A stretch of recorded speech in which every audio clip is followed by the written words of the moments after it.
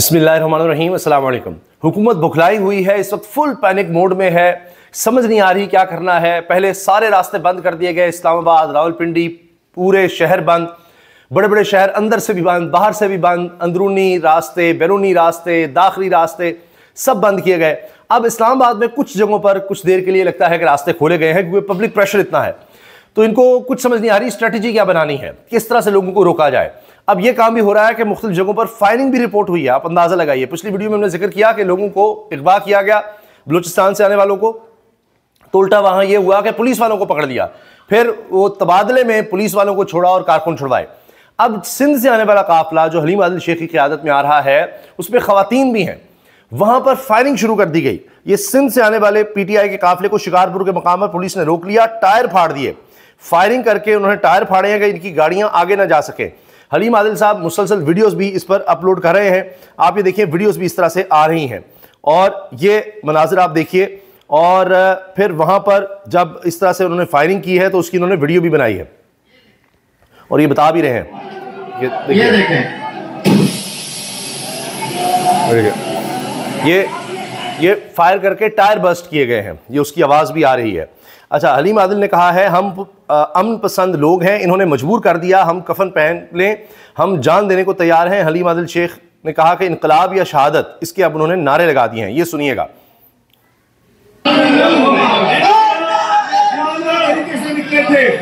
हम अमन पसंद लोग हैं, इन्होंने हमें मजबूर कर दिया कि हम कफन पहन लें, हम मरने के लिए निकले हैं। हम तो फायरिंग करो, मार दो, सीधी फायरिंग कर दो, हम जान देने के तैयार हैं। इसको हम निकले हैं इनकलाब या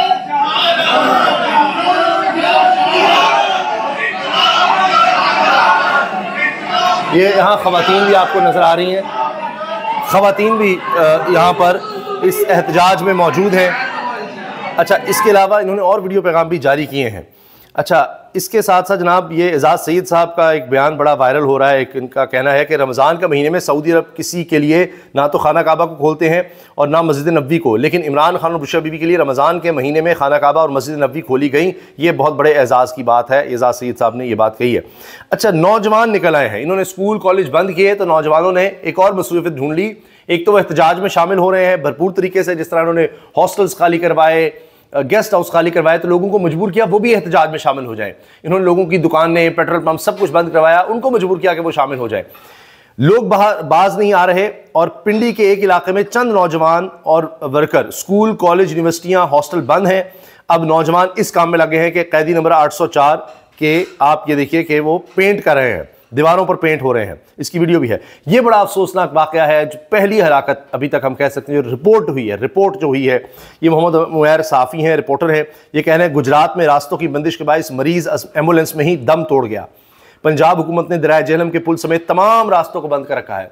तो देहात में ये भी मसला है कि वहाँ पर उस तरह से हॉस्पिटल्स नहीं हैं, तो किसी को शहर तक लाना था तो एम्बुलेंस का उन्होंने इस्तेमाल किया, लेकिन एम्बुलेंस को भी रास्ता नहीं मिल सका क्योंकि सारे रास्ते बंद कर दिए गए थे और रास्ते में ही मरीज़ जाँ बाक हो गया, ये हलाकत हो गई है।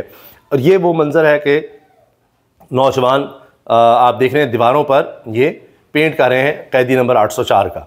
तो अब कॉलेज यूनिवर्सिटियाँ बंद हैं तो उन्होंने ये मसरूफियत ढूंढ ली है कि हम एहतजाज में भी शामिल होते हैं और इस तरह से काम भी करते हैं, तो लोग निकल रहे हैं।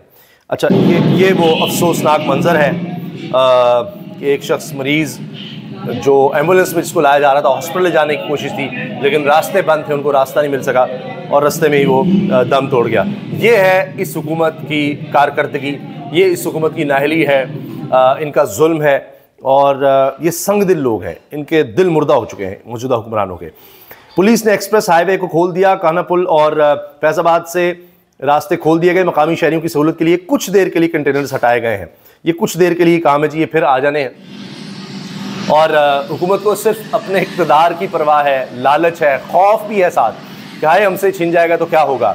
बुशरा बीबी कह चुकी हैं कि इमरान खान आकर बदला नहीं लेगा, लेकिन इनको चैन नहीं आ रहा, इनको ये है कि इमरान खान बदला नहीं लेगा, अवाम पता नहीं हमारे साथ क्या करेंगे, तो ये अब हर हथकंडा आजमा रहे हैं। सुहेल बड़ाइच साहब कहते हैं इमरान खान को फौरी तौर पर बनी गाला में नज़रबंद कर दिया जाए और इन्हें मुल्की हालात पर अपोजिशन लीडर और साबिक वज़ीर आज़म की तरफ साबिक वज़ीर-ए-आज़म की तरह ब्रीफिंग दी जाएगी, जिस अपोजिशन लीडर को दी जाती है, साबिक वज़ीर-ए-आज़म को दी जाती है। वो ज़िद्दी हैं, खुदसर हैं, मगर गद्दार नहीं, मुल्क से मोहब्बत करते हैं। हो सकता है वो कायल हो जाएं। सुहेल बड़ाइच का मशवरा। ये मशवरे तो अच्छे हैं, लेकिन हुकूमत अमल कैसे करेगी? जो जाली हुकूमत होगी, लोगों का मैंडेट चोरी करके डाका डाल के आए होंगे, तो डाकू तो इस तरह से नहीं छोड़ता जान। ये हनीम आदिल शेख से ने कहा है कि जी हमारे काफिले पर सीधी फायरिंग की जा रही है, 3-4 गाड़ियों पर फायर लगे हैं और टायर भी बस्ट किए गए हैं।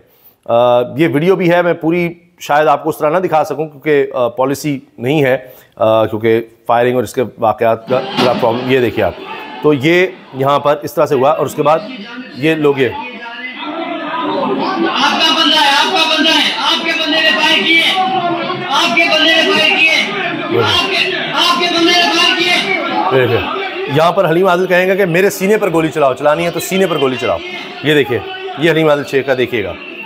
अभी ये पुलिस वालों की फायरिंग के बाद यहाँ पर वो फायरिंग हुई है, वो मेरे पास वीडियो है। ये देखिए, वो उन्होंने कहा मेरे सीने पर चलाओ, तो वो मेरे पास मौजूद है वीडियो, लेकिन जाहिर है कि वो इस तरह पॉलिसी नहीं है यूट्यूब पर। ये देखिए हलीम आदिल शेख साहब क्या कह रहे हैं। शिकायत पहुंचे, कराची से बगैर बताए निकले। शिकायत में स्टेट फायरिंग हुई है, हमारी टायर फायर से फाड़े गए हैं, हमारे वर्कर्स पर हमला हुआ है, स्टेट फायरिंग की है जरदारी फोर्स ने, और हम पुराना तरीके से कह रहे हैं जरदारी फोर्स ने स्ट्रेट फायरिंग किया है, हमारे टायर भी फाड़े गए हैं। लेकिन मैं बताना चाहता हूँ सर, पुलिस है हम पे स्ट्रेट फायरिंग की है शिकारपुर में। शिकारपुर में इस वक्त हमारी बसों पे फायरिंग की है, हम पे फायरिंग की है और बड़ा उन्होंने बदमाशी की आला मिसाल कायम कर दी है। हम जमहूरी अंदाज में जा रहे हैं। ये खवातीन भी शामिल हैं इस काफिले में। सरकारी को जवाब देना पड़ेगा ये उसने क्या किया है। तो ये जनाब हालात हैं, आप देखिए, मैंने आपको वीडियोस भी दिखाई हैं। दूसरी जनाब तहरीके इंसाफ डटी हुई है, हर सूरत वो कह रहे हैं जी मार्च तो होगा। वीडियो बयान का मामला बुशरा बीबी के खिलाफ टेलीग्राफ एक्ट के तहत मुकदमा भी दर्ज कर लिया गया है, आप अंदाज़ा लगाइए। और जुड़वा शहरों को मुकम्मल तौर पर बंद किया गया है। अब जो सूरत हाल है, सिर्फ मैं आपको सिर्फ जुड़वा शहरों की बता दूं, और ये जियो रिपोर्ट जो कर रहा है वो मैं आपके सामने रख रहा हूँ। ज़ाहिर है हर एक को बहुत से टास्क भी मिले हुए हैं, सोच समझ कर ही सबने रिपोर्टिंग करनी है। लाहौर और फैसलाबाद से इस्लामाबाद जाने वाले रास्ते भी बंद हैं, कंटेनर्स की आप तस्वीरें देख सकते हैं। पाकिस्तान तहरीक इंसाफ के मुमकिन एहतजाज के पेश नज़र रावलपिंडी और इस्लामाबाद को 33 मकामात से बंद करने का सिलसिला जारी है, जबकि लाहौर और फैसलाबाद से फाकी दारुलहुकूमत को आने वाले तमाम रास्ते बंद कर दिए गए हैं। 33 जगहों से, सोचिए, कोई रास्ता नहीं छोड़ रहे। पाकिस्तान तहरीक इंसाफ की जानिब से 24 नवंबर को इस्लामाबाद में मुमकिन एहतजाज के पेश नज़र जुड़वा शहरों में दाखिल होने वाले रास्तों को कंटेनर्स लगाकर बंद करने का सिलसिला अब भी जारी है। 6 मकामात से फैजाबाद, सिर्फ एक इलाके को आप सोचिए, फैजाबाद समेत 6 मकामात को कंटेनर्स लगाकर बंद कर दिया गया। फैजाबाद, IGP रोड, रवात, जी चौक, कैरेज फैक्ट्री, मंदरा और टेक्सला रोड को बंद कर दिया गया, जबकि कचहरी चौक को एक तरफा ट्रैफिक के तौर पर चलाया गया। इस्लामाबाद रावलपिंडी के तमाम राबता सड़कों को मुकम्मल सील किया जा रहा है। जुड़वा शहरों को 33 मकामात से बंद करने का सिलसिला जारी है, कोई रास्ता न रह जाए। फैसलाबाद और लाहौर से इस्लामाबाद जाने वाले रास्ते भी बंद। इस्लामाबाद में पुलिस, रेंजर और FC तैनात, कैदी वैन्स भी पहुंचा दी गई हैं।